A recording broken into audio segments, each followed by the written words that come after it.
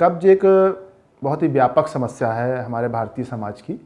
और अगर medical term की बात करेंगे तो कब्ज को जो कहा जाता है, या तो स्टूल जो कि हमारी स्टूल लैट्रिन होती है उसका साइज़ बहुत टाइट हो जाए, मतलब कंसिस्टेंसी बहुत ज़्यादा टाइट हो जाए, या फिर वो 3 दिन या उससे ज़्यादा दिन बाद हो। इसके अलावा पूरी तरह से ना निकलना, यानी कि पेशेंट को लगता है या व्यक्ति को लगता है कि अभी लैट्रिन है, उसको बार बार महसूस होती है, तो ये कब्ज की श्रेणी में आते हैं। अगर हम कारण की बात करेंगे तो मुख्यतः देखा जाए तो इसी को मैं ऑर्गेनिक और फंक्शनल में डिवाइड करूँगा। कुछ बीमारियों की वजह से भी कब्ज हो सकता है, या फिर कुछ लोगों में दिनचर्या की शैली बदल जाने की वजह से कब्ज हो सकता है। जैसे कि कुछ लोगों का टाइम पूरी तरह से बदल जाता है कि सुबह देर तक सो रहे हैं, लेकिन उनकी जो बायोलॉजिकल क्लॉक है वो सुबह 6 या 7 बजे की सेट है। वो अगर 6-7 बजे उठे तो उनको स्टूल हो जाएगा, कब्ज नहीं होगा। लेकिन उतना देर से सो के उठते हैं किसी भी वजह से, तो फिर उनकी गति जो है आंतों की वो अल्टर होने लगती है और कब्ज की तरफ उनको अग्रसित करती है। धीरे धीरे यह बीमारी जो है उन पर हावी हो जाती है। तीसरा, पानी का कम सेवन भी कब्ज को बढ़ावा देता है। फाइबर का कम सेवन भी कब्ज को बढ़ावा देता है। तो इन चीज़ों का सेवन थोड़ा सा बढ़ाएं, फिजिकल एक्टिविटी जारी रखें और अपनी दिनचर्या को सही रखें, जल्दी उठें, तो आई थिंक मेरे हिसाब से तो कब्ज से आपको राहत मिल सकती है। कब्ज की समस्या ओल्ड एज में बहुत ज़्यादा होती है, 50 साल के बाद।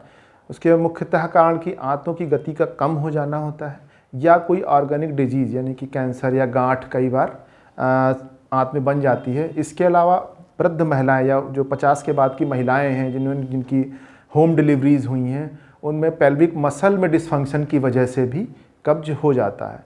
तो अगर कारण के हिसाब से देखेंगे तो अगर जैसे पेल्विक मसल में डिसफंक्शन है या कोई आंत में रुकावट है, तो इन चीज़ों का मेडिकल या डॉक्टर की उचित सलाह से इलाज कराएं, ताकि यह समस्या आगे ना बढ़े और कब्ज उनका दूर हो सके। कुछ लोगों को कॉन्स्टिपेशन रहता है, तो उससे बचने के लिए वो लोग पानी खूब पिएं। अगर फिर भी कोई बहुत ज़्यादा उनको दिक्कत रहती है तो स्मॉल लैक्सेटिव डॉक्टर की सलाह से वो ले सकते हैं, उनका पेट साफ़ हो जाए और जिससे कि उनको इस समस्या से निजात मिल जाएगी। तीसरा, हाई फाइबर डाइट। जो फाइबर कई बार जो है कॉन्स्टिपेशन में फाइबर एडवाइस करते हैं, मेडिकली भी एडवाइस किया जाता है, और कुछ लोग ज़्यादा लेने लगते हैं, तो उससे भी कुछ लोगों को यह परेशानी हो सकती है। तो यह चीज़ें जो हैं आप थोड़ा सा कम कर दें, बिल्कुल बंद ना करें, कम कर दें। और इसके अलावा एक कैटेगरी आती है दवाइयों की। कुछ दवाइयाँ भी हैं जो गैस ज़्यादा बनाती हैं, जैसे कि डायबिटीज़ के पेशेंट्स जो होते हैं उनमें कुछ दवाइयाँ चलती हैं, या डायबिटीज़ खुद अपने आप में पेट का ठहराव कर देती है या गति कम कर देती है, जिसकी वजह से गैस बनती है। तो अगर किसी बीमारी की वजह से ऐसा हो रहा है तो उस बीमारी को कंट्रोल करें, और खाने की वजह से अगर ऐसा हो रहा है तो उस खाने को अवॉइड करके आप इस समस्या से निजात पा सकते हैं।